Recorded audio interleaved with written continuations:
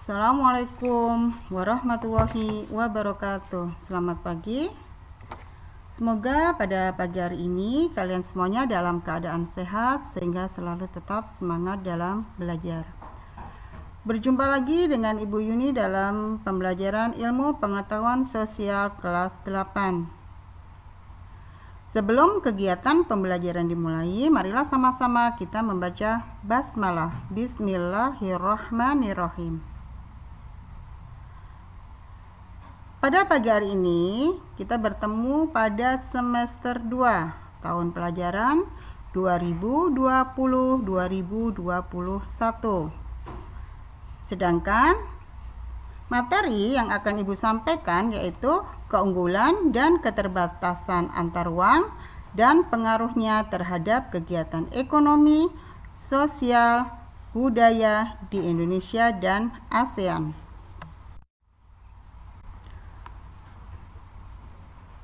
A. Keunggulan dan keterbatasan antar ruang serta pelaku ekonomi dalam suatu perekonomian. Yang terdiri dari 1. Keunggulan dan keterbatasan antar ruang dalam permintaan, penawaran, dan teknologi. 2. Pengertian pelaku ekonomi. 3. Peran pelaku ekonomi dalam perekonomian. Tujuan pembelajaran. Peserta didik mampu mengidentifikasi keunggulan dan keterbatasan antar ruang serta peran pelaku ekonomi dalam suatu perekonomian dengan benar. A. Keunggulan dan keterbatasan antar ruang serta peran pelaku ekonomi dalam suatu perekonomian. 1. Keunggulan dan keterbatasan antar ruang dalam permintaan, penawaran, dan teknologi. Indonesia merupakan salah satu negara yang kaya akan sumber daya alam. Sumber daya alam yang terbesar di Indonesia memiliki manfaat yang besar bagi kehidupan manusia.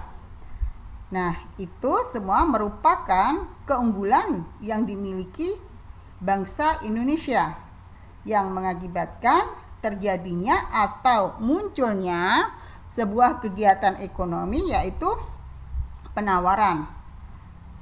Beberapa produk hasil produksi Indonesia serta munculnya kegiatan permintaan negara lain atas produk Indonesia. 2. Pengertian pelaku ekonomi. Pelaku ekonomi adalah individu-individu atau lembaga-lembaga yang terlibat dalam proses kegiatan ekonomi, baik produksi, distribusi, maupun konsumsi. Yang berperan dalam pelaku ekonomi adalah rumah tangga masyarakat, perusahaan atau sektor usaha, dan pemerintah. Pemerintah selain juga sebagai pelaku ekonomi juga berperan aktif sebagai pengawas, kontroler, dan koordinator dalam kegiatan ekonomi agar tercipta sebuah iklim yang kondusif, di mana kegiatan ekonomi yang berupa produksi, distribusi, dan konsumsi tidak akan dapat berjalan tanpa adanya pelaku ekonomi. Nah, bisa kalian lihat di sini pelaku ekonomi terbagi menjadi 4. Rumah tangga perusahaan, 1. Yang kedua, rumah tangga konsumsi. Yang ketiga, rumah tangga negara. Dan yang keempat yaitu masyarakat luar negeri.